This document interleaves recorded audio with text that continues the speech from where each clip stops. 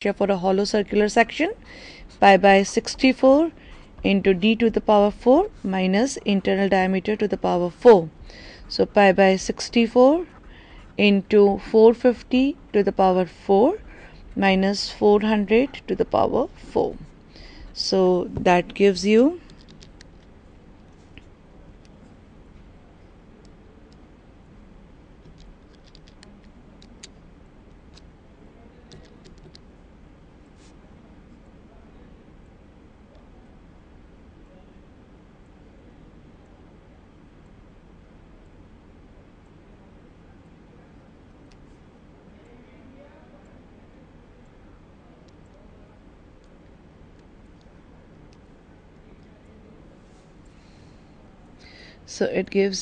moment of inertia I. Then we can calculate the value of y. What is y?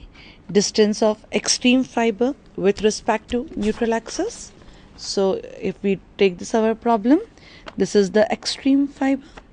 Okay, so this distance, that is nothing but y, that is equal to d by 2. So external diameter is 450 mm, so y that is equal to 450 divided by 2, that is equal to 225 mm. Right, so now we can put all the values in our equation. FB that is equal to my upon I, and you will get the answer.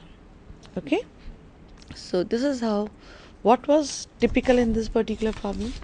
The typical in this particular problem was how to calculate the value of UDL. Okay, now we come to the next problem, that is for a T section. Okay, now basically what is a T section? So generally if you must have seen a railway track. Have you seen a railway track? You have just seen the top view of the railway track. Okay, what does the top view show? Just a line, right? The top view shows just a line to you, but basically if you see the cross section of that particular railway track, then you'll see it in the form of a I shape, right? So you will see it in this particular manner. I can show you over here. It will be in this particular manner.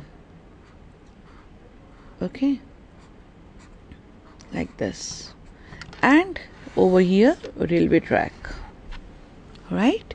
So same this particular I section, right? If it is not an I section, the bottom flange will not be there. So what are these all components called as? So the top is called as top flange, right? It is called as top flange. Then this is called as bottom flange. Okay, it is called as bottom flange, and the middle portion, it is called as web. Okay, now these I sections are of different weights, so they are basically classified as ISMB, that is Indian Standard Medium beams, ISLB, that is low weight beams, ISHB, that is high or heavy weight beams. Okay, so this is basically nothing but a I section. Similarly, we can have a T section. So T section is generally observed in beams. Okay, it is in this particular way, right? So inverted beam, so to aesthetic point of view, the cross inverted will be in this particular manner, that is, it will be in this particular way. Okay, this is a T beam. Inverted beam, T beam will be in this particular way. Okay, so we are going to take now a problem based on T section. This is called as flange and this is called as a web. Okay, so to start with, first, what is our problem? We'll read the problem, right? So the problem is you can read the problem.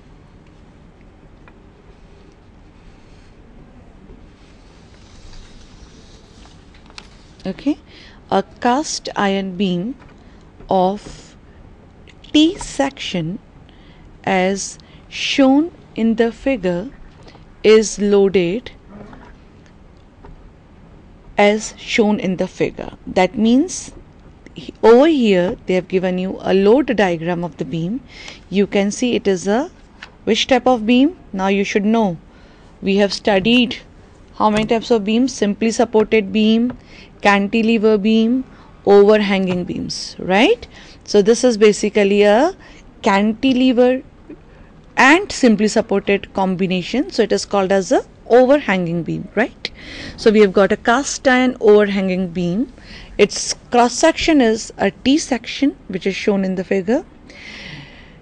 It is if the tensile and compressive permissible stresses are 40 megapascal and 70 megapascal respectively, find the safe point load W. Neglect the self weight of the beam. Okay, so we have to calculate the weight of the beam.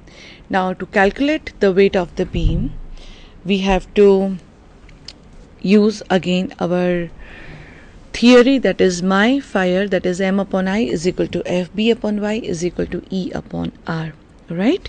So to start the problem, first of all we'll list down what is the data given, right? So the data given is first is a cast iron beam of a T section as shown in the figure. So you can see it is a T section, okay, and it is loaded in this particular manner. So maximum tensile stress, so FB is bending stress, and as it is tensile, so FBT. So FBT, that is equal to 40 megapascal. Now what is 1 megapascal is equal to? 1 megapascal is equal to 1 Newton per mm square. So it will be 40 Newton per mm square. Okay, and they have also given the maximum compressive stress is not to exceed 70 megapascal. That is 70 Newton per mm square. Okay, and we have to calculate the maximum bending. We have to calculate the maximum bending moment from the load diagram. We have to calculate the extreme distance of the layer with respect to neutral axis from the section, as well as we have to calculate the moment of inertia. Okay, so to start with, our again the bending stress theory is my fire, that is M upon I, that is equal to FB upon Y is equal to E upon R. Again no mention of both these parameters, so we will neglect. So what will be our theory? FB, that is equal to M Y upon I.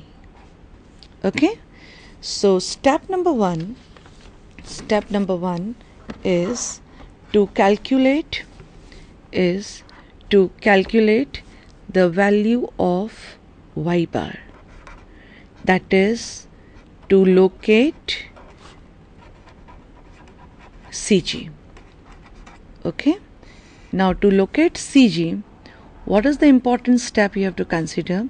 That if they have not given you any reference axis, then we have to put our section in the first quadrant, that is X positive and Y positive. Okay, so this is X axis and this is Y axis. Okay, now we will, the dimensions given are 100 mm, this is 20 mm, this is 100 mm, and this is 20 mm. Okay, so what we will do, we will divide this section into standard shapes. This is first and this is second. Okay, after that we will prepare one table. So in the table, what all content will be there? First will be standard shape, second will be area of standard shape. Third will be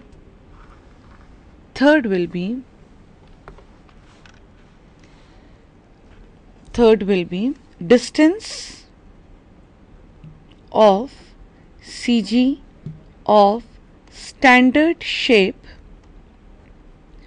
with respect to reference axis. Okay, and fourth will be AY bar. Okay, now one question that I want to ask you is why we are finding out Y bar, not X bar? Because the bending is taking place along which axis? X axis. You can see over here. If I try to bend this particular paper, okay, it will try to bend in this particular manner. Okay, I think we'll continue this same problem within 5 minutes. We take a break of 5 minutes and we come back after 5 minutes and solve this problem. Okay.